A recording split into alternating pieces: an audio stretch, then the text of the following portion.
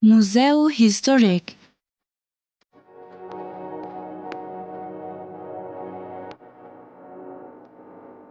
Kulla e Abdullah Poshdrinit, e cila gjendet në hyrje të Qarshisë së Madhe, supozohet të jetë ndërtuar në vitin 1790 dhe ka shërbyer si shtëpi banimi dhe fortifikat. Këtë e dëshmon edhe numri i madh i pregjive në të 3 katet e kullës. Në këtë kullë është i vendosur Muzeu Historik, dega lidhjes shqiptare në Gjakov.